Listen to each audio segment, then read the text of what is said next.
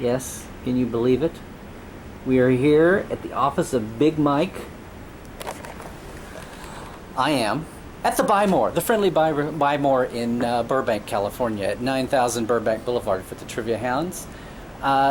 Here on the sets of Chuck, it's an amazing thing, and the secret thing about Chuck, which is a great show, it's the best show you should be watching, is that there's this little colony of Trek expatriates living here. One of my good friends is hard at work on the show, been showing me around, and it's time to catch up a little bit. Here he is, Dave Trotti. Hey Les, well, it's been a while since we've gotten to see you down on a set, so It's good to have you here today. Wow, well this has been a lot of fun, Dave. Thanks for letting me come by. Pleasure to have you. As you can see, we got the Marlin behind us. I was going to say Big Mike's Marlin back behind there for all the Chuck fans, yeah. Well, we always like to think of the BuyMore as the spaceship that never leaves Burbank. So, well, the Enterprise was the spaceship that never left Hollywood, so... Right. But, it struck me watching the show, and we became good friends. I mean, I like to like with you, like Robbie, that works on the show, a lot of Dan Curry, Joy Zapata worked on Trek as a hair designer. Alan Croker's your director today. Mm-hmm. And Robbie McNeil's our executive producer, director, who's directing the 3D unit next door. Yeah, I mentioned it, but I didn't want to slight that he's not just directing, which he's been doing, but he's running the show, helping run the show. Yep. And the 3D thing, we talked. Yeah. Did you get Ben Betts in there too? I need to mention Ben from the video room. He's just as locked away. But speaking of Ben and a lot of these things, it's not a space show, it's not sci-fi, but this is as complex a show. You've got graphics and art and CGI and stunts and action things, a lot of comedy and a lot of wacky stuff. But it's a pretty complex show to run. And of course, you're in the driver's seat, being the first AD. But yeah. And while we're talking about it, for those that don't know, I know you, because you did a great piece for us. You traineed on Star Trek 6, right? That's right. I started out as a DJ. Actually, I started out as a DJ trainee during the 5th season of Next Generation. Oh, okay. And then I went over and did Star Trek 6. And then graduated from the trainee program on 6th and 7th season of Next Generation. And then continued on with Voyager. Did an occasional Deep Space Nine here and there. And then...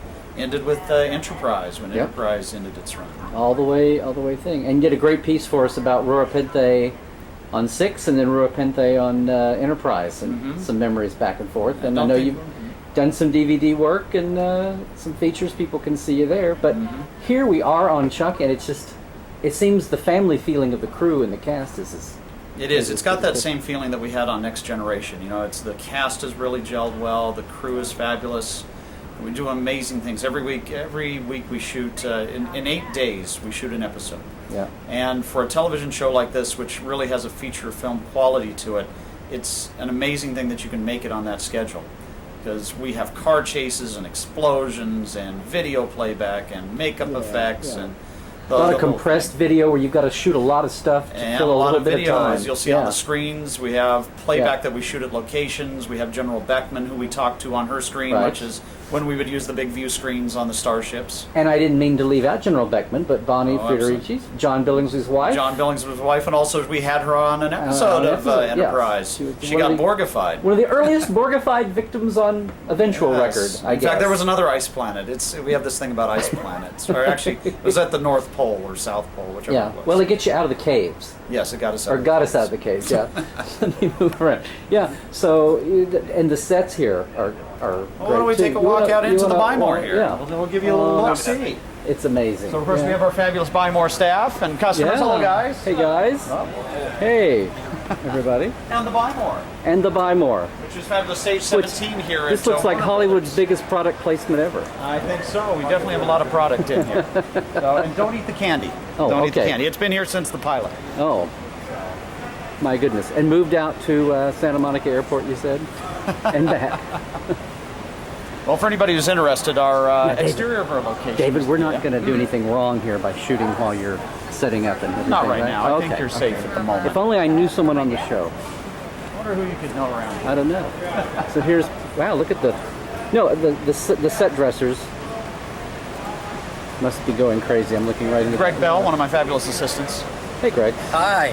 What is this, for cops? Pretty much, yeah. You'll be busted later on. Yeah. So We bring in the snazzy music in a minute. Yeah. So you can get a good, nice view of our Yeah. BuyMore in the nerd herd. And it dawned on, there's our nerd herd. It dawned on me that these ceiling pieces are all cleverly disguised lighting. Yeah, much like if you ever looked. looked up from any of the Enterprise sets, you would get a nice view of a lot of wood.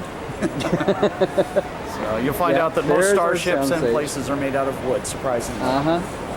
In tech houses, yeah. So we're on a break right now setting up a new scene. Yep, coming around. What's the name of this episode? Just for the Oh, heck this of is it. Chuck versus the Lethal Weapon, which should Okay. air sometime in late February. Well, you've been shooting the tennis scene here, I know. Yes. Steve will be off. We Yeah. play a lot of video games here on and off camera. Oh, it's perfect. Wow. So what? So let's talk a little bit more about you. Oh, there's the front doors. And there's the front doors. The front doors. Yeah, I mean, anybody that watches the show should be familiar with it. You really use a lot of the. When you think of the Nerd Herd stand here, where Chuck and Morgan camp out a lot, but you have regular. Another thing is you have regular extras that you We keep up do. with to keep that family look, even among the non-speaking We world. try, sort of like the way that we had our regulars on the starships.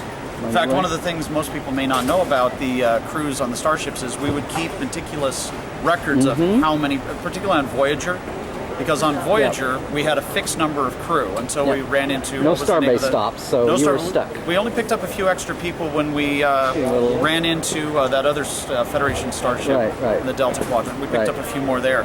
But we had meticulous records of where everybody belonged, and in fact on Enterprise we took it a step further when we brought in the Makos. Right. We broke down all the Makos by squads. We had 4 Mako squads. This is something very few people know. 4 Mako squads. We had a heavy weapons squad. We had a space combat squad, which were the ones that were outfitted with spacesuits. We had the light team, actually 2 light teams. So we had 4 squads, and each of them, we knew all of their names and would assign them for specific missions when we would go on a certain type of mission. So just a minor Now, bit where, of trivia. where did their made-up names? Since most of them, the speaking roles didn't have real names. Were those crew in-joke names? You or mean as just far as random? the background? Yeah, the background? Yeah, The Makos or the regulars? Or the Makos or the Starfleet? the regular. Well, the Mako regular extras. Mako regular. Everybody had a name. Right. Was that just in-house joke, just random?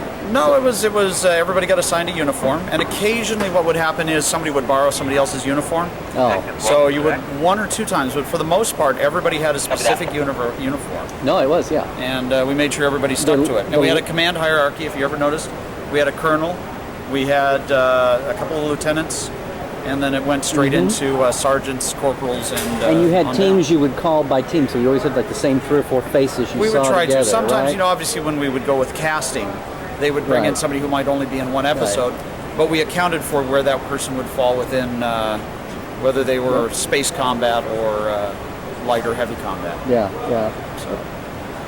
Guitar shred. Yeah. We're right here in the middle of a setup. Are we blocking? No, we're well, not- he's putting a little light on there for us. Oh, always good to have a little light on the subject, yeah. Here we are at the phone, yeah. This whole store is great. And a couple more of your familiar faces. Hey guys. Oh, congratulations on getting a name. Oh, thank you. Unemployed a month up next to Moses Finkelstein. Right. No, I mean, after years of, that's another thing about Trek watching, when one of the regulars gets a name on camera, it's a big, used to be a big thing on Trek when the crew extras. This is Larry Good get Nemechek. up. He was one of the editors on many of the Star Trek magazines and websites. Now he's coming down to do a little piece on Chuck down here. So actually, if you'll say your names for us. Oh yeah, guys. Skip Johnson. Skip Johnson. And this is Jorge Palmas. Those are the character names. I gotcha. Wait, oh yeah, do we have the badges there? Oh yeah, Michael badges? Kaczynski. Michael Kaczynski. That's almost as ridiculous. Always like this. Yeah, you got it. That we're doing. Yes, now we have one more piece, and then we'll come back into. We do have one more scene here. We have to do scene 4.